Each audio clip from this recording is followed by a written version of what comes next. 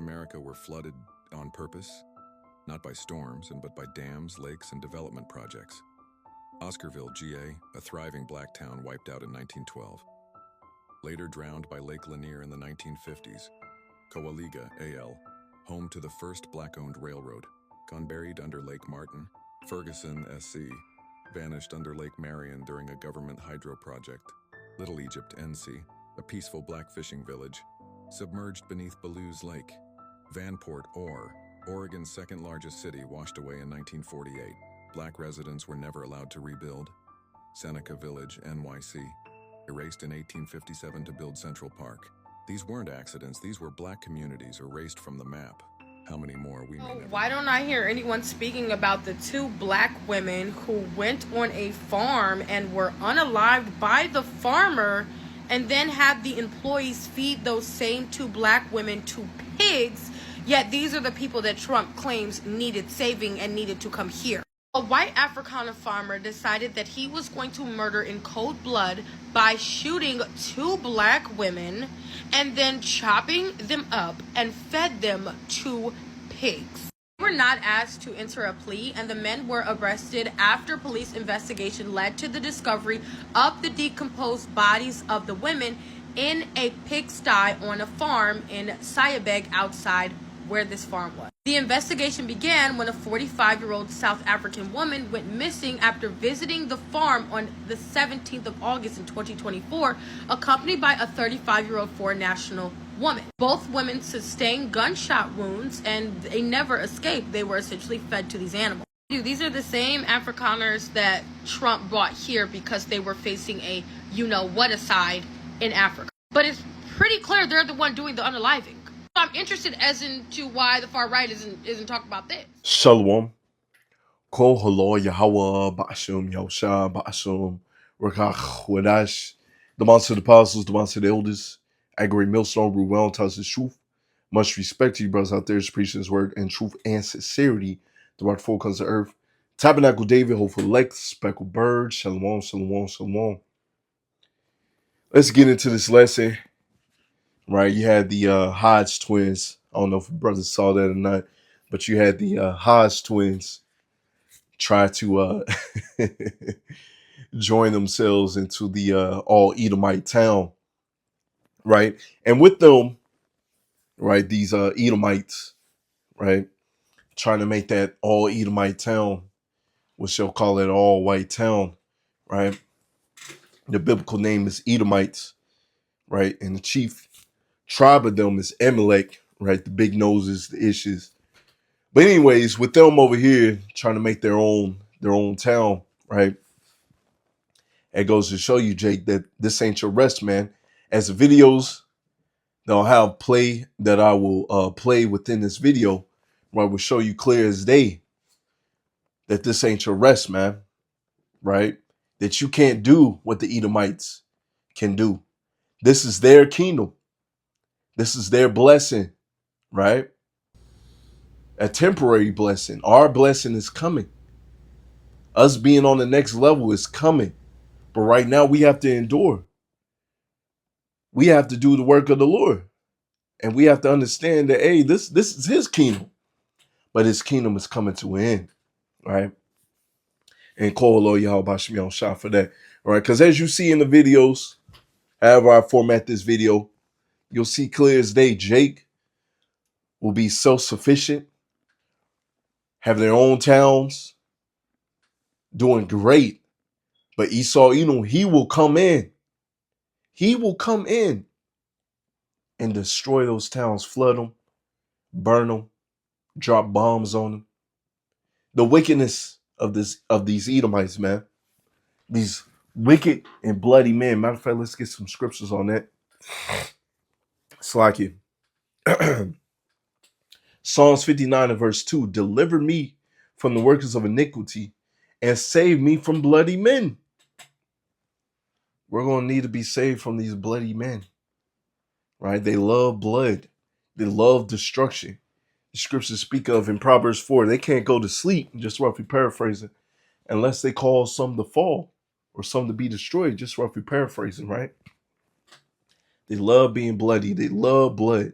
Well, guess what? As you read in Ezekiel 35, right, blood is going to pursue you. Get this in Psalms 26 and verse 9. Got this in the KJV. Gather not my soul with sinners, nor my life with bloody men, right? Because these bloody men have a destruction, have a time of destruction, uh, um, pretty much aimed for them, right? This is in the New King James. Do not gather my soul with sinners, nor my life with bloodthirsty men, right? They are bloodthirsty. These are actual vampires. These are the real vampires, if you catch my drift, right? They can't be out in the sun or they start to burn, right? They have the How to Cook a Negro books, right? They literally ate us, right? These people are wicked. They love blood. They love destruction, right? Their top banking families rule within the shadows. These are real life vampires, man. They literally drank blood, right? They barely cook their meat, right? Let's get some more. But yeah, once again, you had the Hodge twins trying to join up with them. They got their wake up call, like, nah, nigga, you ain't joining in this. And then Jake, once again, we doing these lessons. You guys see clear as day. You can't do what they do. You can't. Because they're going to come. You try to be autonomous, self-sufficient. They're going to come in with guns blazing. They don't like to see you winning. But yet they want to say that they're superior. When they're lacking in all levels, man. They're the basis of base men, right? A superior man does not have to scream on the top of a mountain, I'm better than everybody. He shows it with his actions, right? But guess what? As the saying in the world, the loudest is always the weakest, right?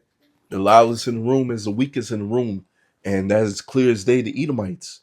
We're superior in every way. Even your own science proves that you ain't superior, man. Right? Another class of scripture right here is Zechariah 11 and verse 5. Who possessors slay them and hold themselves not guilty. And they that sell them say, blessed be the Lord Yahweh Bashmiel Shah, for I am rich. And their own shepherds pity them not. There's a video I saw earlier today. I should have saved it. Yahweh Razal, I'll get it. I may even put it in here. Right? How pretty much they use the black entertainers, the pastors and all that to push the wickedness upon the people, right?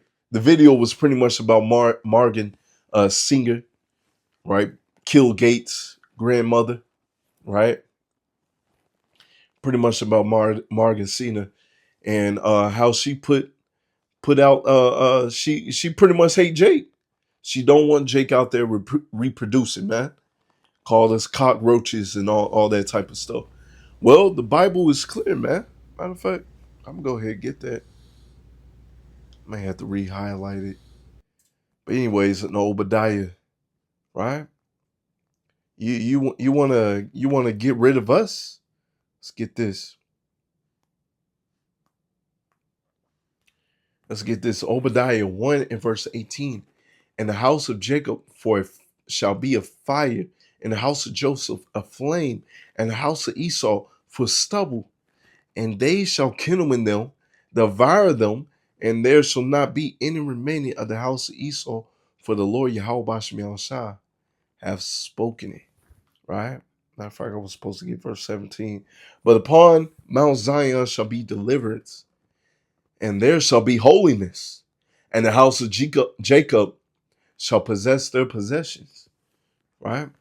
Everything that you had, which really you stole everything, it's going to be brought back to us, man. Which the earth was made for our sake anyways, right? So it's going to be brought back to us. And once you're done with your slavery, oh man, once you're done with your slavery, your 1,000 years of slavery, you're going to be brought up and you're going to be burnt up and you're going to be destroyed. There shall not be any remaining in the house of Esau, as it says, right? This is why we not tripping. You know, we not tripping. We not. Oh man, they building an all white town. Hey, we been to known these people hate us. Let them do their thing. As the scriptures say in the book of Malachi, they shall build, but I shall throw down. That's coming. Hey, let them build. Let them build. Right. This is Psalms 3 and verse 1. Lord, how are they increased that trouble me? Right. Hey, the earth is given into the hand of the wicked. They're going to be increased. Matter of fact, the Lord is so righteous. He done gave every kingdom, every nation a kingdom to rule it. Right. It gave them a kingdom to rule at. Right. And and the Lord hates these people. Right. So imagine how much more we're going to be blessed when the Lord bless this nigga. Right. So don't trip about that.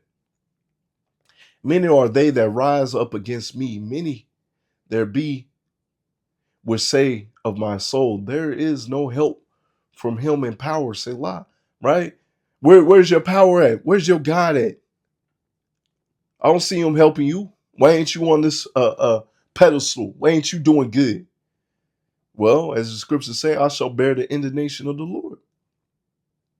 But thou, O Yahweh Shem Shai, art a shield for me. There is a shield for me, my glory, and the lifter upon my head. I cried unto the Lord Yahweh Shem Shai with my voice, and he heard me. And out of his holy hill, Selah, I lay down and slept. I awake, for the Lord's sustain me. I will not be afraid of tens of thousands of people that have set themselves against me round about. We're not going to be afraid because we understand, we already seen it. Northern Kingdom getting jacked up, right? Getting thrown into prison. It's coming to Southern Kingdom as well. All House of Israel is going to get it. But we're not going to be afraid when the enemy comes in like a flood. The Lord's going to lift up that standard. The Lord's going to protect us. Yahweh Ratazah, we of those men, or however the Lord set up the movie for you, man. Right? Arise, O Yahweh Shem Shai, save me, O my power, for thou hast smitten all my enemies upon the cheekbone. Thou hast broken the teeth of the ungodly. Salvation belongeth unto the Lord. Thy blessing is upon thy people. Selah, you see? And we wait ready to see that, man. For these people to be broken down into pieces. And rightfully so, as I get this right here. And I'll probably just end up closing out right here. 2 Thessalonians 1 and verse 6. For it's a righteous thing with power to recompense tribulation to those who trouble you. Right? Recompense and tribulation is coming to those that troubled us. They have bloodshed upon bloodshed in which they have to pay for. Right? So yeah, it's just a little quick hit. Yahweh desires an edifying lesson. I want to give all praises, glory, and honor to Yahweh, Ba'ashem, Yahushua, Ba'ashem, Rakach, Wadash, the monster of the apostles, the monster of the elders. A great millstone, we well and touch his truth, and the Bible ball, Shalom.